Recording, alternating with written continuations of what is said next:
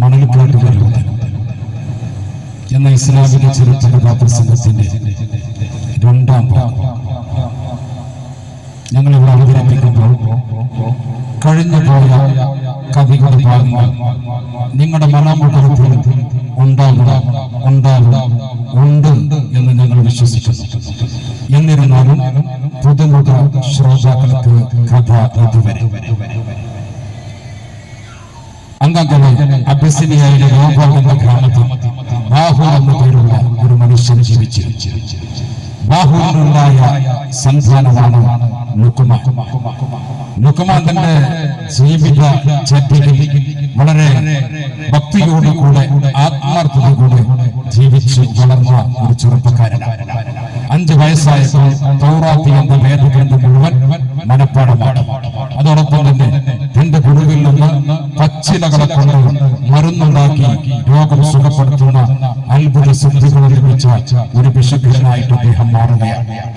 അങ്ങനെ ലുക്മാൻ വളർന്ന് ഏകദേശം 15 വയസ്സ് പ്രായമായപ്പോൾ ലുക്മാൻ നാട് നീളെ സഞ്ചരിക്കാൻ ദാവൂദ് നബിയിൽ നിന്നും അനുമതി തേടിയിട്ട് നാട് മുഴുവൻ ചുറ്റി സഞ്ചരിച്ച് അനുഭവ സമ്പത്തുകൾ കരസ്ഥമാക്കുകയാണ്. അതിനിടയ്ക്ക് ഒരു പാവപ്പെട്ട ഒരു ഫഖീറായ ഒരു മനുഷ്യൻ മരുഭൂമിയിലൂടെ ഇങ്ങനെ പതുക്കെ പതുക്കെ നടന്നു പോയിക്കൊണ്ടിരിക്കുന്നതായ ആ ലുക്മാന്റെ അരികിൽ വന്നിട്ട് എനിക്ക് വല്ലതും തരണേ, ഞാനൊരു പാവപ്പെട്ടവനാണ്, ഒരുപാട് ദിവസമായി ഭക്ഷണം കഴിച്ചിട്ട് എന്റെ കുടുംബം പട്ടികയാണ് എന്ന് പറഞ്ഞപ്പോ ലോകം ചുറ്റി സഞ്ചരിക്കുന്ന പാവപ്പെട്ട ഒരു ഫഖീറിനെ പോലെ തന്നെ ജീവിക്കുന്ന ലുക്മാന്റെ കയ്യിൽ എന്റെ വസ്ത്രങ്ങൾ അടങ്ങിയ ഒരു പാണ്ഡക്കെട്ടല്ലാതെ മറ്റൊന്നുമില്ല, എന്റെ കയ്യിൽ ഒന്നുമില്ല സുഹൃത്തെ, എന്റെ സഹോദര എന്ന് പറഞ്ഞ് ഒഴിഞ്ഞു മാറാനുള്ള ശ്രമം നടത്തി. പക്ഷേ ആ യാചകൻ കിട്ടില്ല. അദ്ദേഹം പറഞ്ഞു, നിങ്ങൾ എന്തെങ്കിലും എനിക്ക് തന്നേ പറ്റൂ, അല്ലാഹുവിനെ മുൻനിർത്തിക്കൊണ്ട് ഞാൻ ചോദിക്കുകയാണ്. ഈ സമയത്ത് ലുക്മാൻ പറയുന്നു, എന്റെ ശരീരം നിങ്ങൾക്ക് ഞാൻ ഇവിടെ വെച്ചുകൊണ്ട് വെറുതെ നിങ്ങൾക്ക് സംഭാവനയായിട്ട് നൽകാം. അതങ്ങ് കൊടുക്കുന്നു. ലുക്മാനെ കൊണ്ടുപോയിട്ട് ചന്തയിൽ കൊണ്ടുപോയി അടിമകളെ വിൽക്കുന്ന മാർക്കറ്റിൽ കൊണ്ടുപോയിട്ട് വിൽപ്പന നടത്തുന്നു. ആദ്യം ഒരാൾ ലുക്മാനെ വാങ്ങുന്നു. എന്തോ പന്തികേടുണ്ട് ഇവനിക്ക് എന്ന് മനസ്സിലാക്കിയതായ തിരിച്ചു കൊണ്ടുപോയി ചന്തയിലേക്ക് വേണ്ടത് മറിച്ച് വിൽപ്പന നടത്തുകയാണ്. അങ്ങനെ ഇപ്പോൾ ലുക്മാൻ പുതിയ ഒരു യജമാനന്റെ അരികിൽ അബ്ദുള്ള എന്ന പേരിൽ എത്തിച്ചേർന്നിരിക്കുകയാണ്.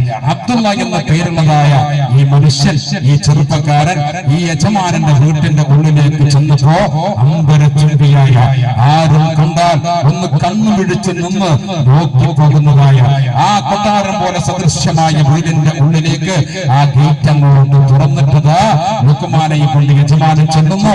അപ്പോൾ ആ വീടിന്റെ മുൻഭാഗത്ത് എന്ന വിശാലമായി കിടക്കുന്ന ഒട്ടകത്തൊഴുത്തുണ്ട്. ആ ഒട്ടകത്തൊഴുത്തിന്റെ ഒരു മൂലയിൽ ഒരു കീറച്ചാക്കും കൊടുത്തിട്ട് നീ അവിടെ പോയി കിടക്കുക, ഇന്നു മുതൽ അടിമയായി നിനക്ക് കിടക്കാനുള്ള സ്ഥലം ഇതാണ് എന്ന് പറഞ്ഞു കൊടുക്കുന്നു. അവിടെ പോയിട്ട് ആ അബ്ദുള്ള കിടക്കുകയാണ്. അബ്ദുള്ള അവിടെ കിടക്കുമ്പോ എന്തോ ഒരാവശ്യത്തിന് വേണ്ടി വീട്ടിന്റെ ഉള്ളിലതാ യജമാനൻ അബ്ദുള്ളയെ വിളിക്കുന്നു. അബ്ദുള്ള ആ വിളിയാളം കേട്ടിട്ട് നിൽക്കുന്ന ഭാഗത്ത് ഇരിക്കുന്ന ഭാഗത്ത് നിന്ന് എഴുന്നേറ്റിട്ട് പതുക്കെയതാ അബ്ദുള്ള തന്റെ യജമാനൻ വിളിച്ചതായ ആ കൊട്ടാര സദൃശ്യമായ വീടിന്റെ അകത്തളത്തിലേക്ക് പതുക്കെ കടന്നു ചെല്ലുന്നു. യജമാനൻ ചോദിക്കുന്നു, അബ്ദുള്ള, നിന്നെ ഞാൻ കുറച്ച് സമയമായല്ലോ വിളിച്ചത്, എന്താ നീ ഇവിടേക്ക് എത്താൻ വൈകിയത്? അത് അടിയമൊന്ന് വിശ്രമിക്കുകയായിരുന്നു പ്രിയപ്പെട്ടവരെ. ഇവങ്ങോട്ട് കേട്ടപ്പോ യജമാനന്റെ മനസ്സിന്റെ ഉള്ളില് ഒരു അടിമയായ മനുഷ്യൻ എന്റെ അടുക്കൽ വന്നിട്ട് വിശ്രമിച്ചു, മാത്രമല്ല എന്റെ മുഖത്തേക്ക് നോക്കിയിട്ട് ഇത്ര ധൈര്യത്തോടു കൂടെ വിശ്രമിക്കുമെന്ന് പറയാൻ കഴിവുള്ള ധൈര്യം കാണിച്ച ഇവൻ ആരാ? തന്റെ യജമാനൻ തന്റെ മുഖത്തേക്ക് വലിയ ദേഷ്യത്തോടുകൂടെ ഈർഷ്യതയോടുകൂടെ ഒന്ന് നോക്കിയിട്ട് അപ്പുറത്ത് കിടക്കുന്ന ചാട്ടവാർ എടുത്തുകൊണ്ട് അബ്ദുള്ളയെ കൊടുക്കുന്നു. ശക്തമായിട്ടുള്ള അടി അങ്ങോട്ട് കൊടുക്കുമ്പോ ഈ അടി തന്റെ ശിരസിൽ അങ്ങോട്ട് പഠിക്കുമ്പോ ചാട്ടവാറ് കൊണ്ട് പച്ച മാംസത്തിന്റെ ആ ശരീരത്തിലേക്ക് അടി അങ്ങോട്ട് ചെല്ലുമ്പോ അബ്ദുള്ള പെട്ടെന്ന് തന്റെ കണ്ണു പിടിച്ചുകൊണ്ട് എന്തിനാണ് തന്റെ യജമാനൻ തന്നെ അടിച്ചത് എന്ന് പോലും അറിയാതെ എന്തോ ഒരു അവസ്ഥയിൽ ഇങ്ങനെ നിൽക്കുമ്പോ ആ അടിയുടെ ശബ്ദം കേട്ടിട്ട് അമ്പരച്ചുംബിയായ ആ കൊട്ടാരത്തിന്റെ മുകൾ ഭാഗത്തുള്ള ഓടിപ്പടി ഇറങ്ങിക്കൊണ്ട് സൗന്ദര്യ സൗന്ദര്യധാമമായ ആരും കണ്ടാൽ ഇഷ്ടപ്പെട്ടു പോകുന്ന ഒരു നിമിഷം കണ്ണുമിഴിച്ചുകൊണ്ട് എല്ലാവരും നോക്കിപ്പോകുന്ന സൗന്ദര്യധാമമായ റോസാപ്പൂ പോലെ നല്ല രസമുള്ള ഭംഗിയുള്ള എല്ലാവരും പെട്ടെന്ന് കണ്ണുമിഴിച്ചുകൊണ്ട് ഒരുപാട് സമയം നോക്കി പോകുന്ന സൗന്ദര്യധാമമായ ഒരു പെൺകുട്ടി പതുക്കെ താഴേക്ക് ഇറങ്ങി വരുന്നു. ഏതായിരുന്നു ആ പെണ്ണ്, എന്തായിരുന്നു അവരുടെ ഉദ്ദേശം എന്ന് പറഞ്ഞുകൊണ്ടാണ് ഇന്നലെ നമ്മൾ ചരിത്രം വെച്ചത്. ബിസ്മില്ലാഹിർ റഹ്മാനിർ റഹീം എന്നവിടെ നമ്മുടെ ചരിത്രം ആരംഭിക്കുന്നു.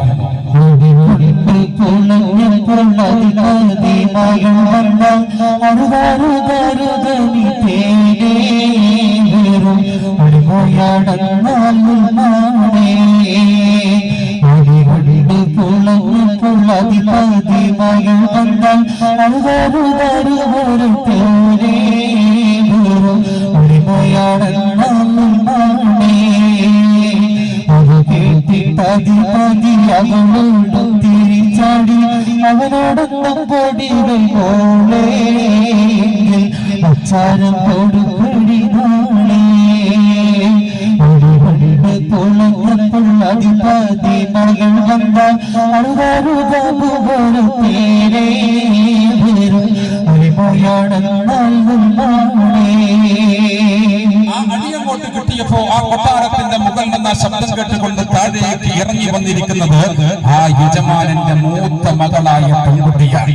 ആ പെൺകുട്ടിയുടെ പേര് സബിത എന്ന പേരുള്ള സൗന്ദര്യധാമമായ ആ പെൺകുട്ടി ആ കൊട്ടാരത്തിന്റെ മുകൾ ഭാഗത്ത് നിന്ന് പതുക്കെ പതുക്കെ താഴേക്ക് ഇങ്ങോട്ട് ഇറങ്ങി വരികയാണ്. അപ്പൊ യജമാനനിക്ക് 3 പെൺമക്കൾ മാത്രമാണ് ഉള്ളത്. എന്റെ പ്രിയപ്പെട്ട ഭാര്യയും ഈ 3 പെൺമക്കളും അടക്കം 5 പേരാണ് ആ കൊട്ടാര സദൃശ്യമായ വീട്ടിൽ താമസിച്ചു വരുന്നത്. അങ്ങനത്തെ ആ പെൺകുട്ടി എന്റെ കൊട്ടാരത്തിന്റെ ആ മുകൾ ഭാഗത്ത് നിന്ന് നേരെ താഴേക്ക് ഇറങ്ങി വന്നിട്ട് എന്റെ പ്രിയപ്പെട്ട യജമാനനോട്, തന്റെ പ്രിയപ്പെട്ട പിതാവിനോട് പറയുന്നു, പ്രിയപ്പെട്ട പിതാവേ, നിങ്ങൾ ആ മനുഷ്യനെ അടിച്ചത് നിങ്ങളുടെ ഒരു അടിമയാണ് എങ്കിലും അദ്ദേഹം ഒരു മനുഷ്യനല്ലേ? അദ്ദേഹത്തിനും നമ്മുടേതുപോലെ മാംസമല്ലേ ശരീരത്തിലുള്ളത്? നമ്മളെ പോലെ തന്നെ ശരീരത്തിന് മജ്ജയും മാംസവുമുള്ള രക്തം ഇങ്ങനെ പാസ് ചെയ്യുന്ന ഞരമ്പുകളുള്ള അതേ പ്രകൃതിയുള്ള മനുഷ്യനല്ലേ അദ്ദേഹം? പിന്നെ എന്തിനാണ് നിങ്ങൾ അദ്ദേഹത്തെ അടിച്ചത്?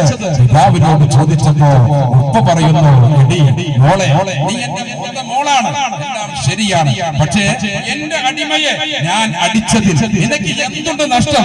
ഞാൻ പണം കൊടുത്ത് മാർക്കറ്റിൽ പോയിട്ട് വാങ്ങിക്കൊണ്ടുവന്ന എന്റെ അടിമ, ആ അടിമയെ എന്റെ കയ്യിലുള്ള എന്റെ പണം കൊടുത്ത് വാങ്ങിയ ചാട്ടവാറ് കൊണ്ട് ഞാൻ അടിച്ചത് നിനക്ക് എന്തുകൊണ്ട്, അതുകൊണ്ട് നിനക്ക് എന്തുണ്ട് നഷ്ടം എന്നുള്ള ചോദ്യം എന്റെ പ്രിയപ്പെട്ട മകളോട് ഉപ്പ പറഞ്ഞപ്പോ ഉപ്പയുടെ മകൾ പറയുന്നു, ഉപ്പ പറഞ്ഞതൊക്കെ ശരിയാ, നിങ്ങൾ പണം കൊടുത്ത് വാങ്ങിക്കൊണ്ടുവന്നത് തന്നെയാണ്, ഞാൻ സമ്മതിച്ചു.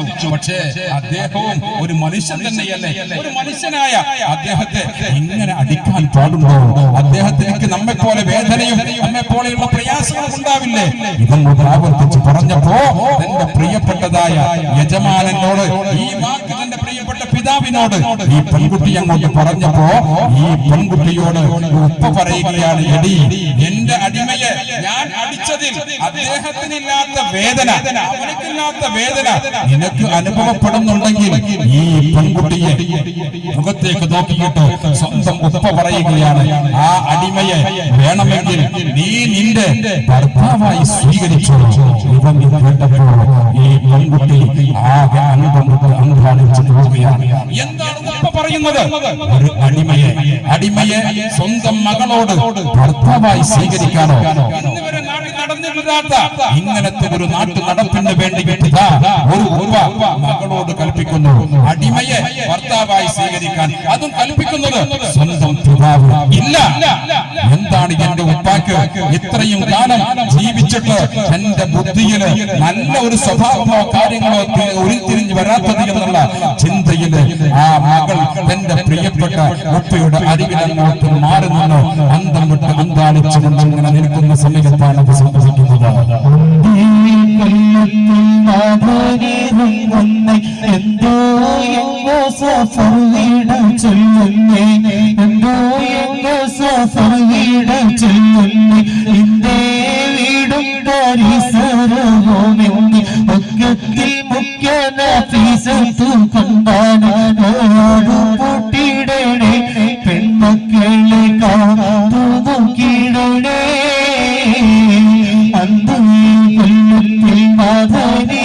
വന്ന് എന്തോ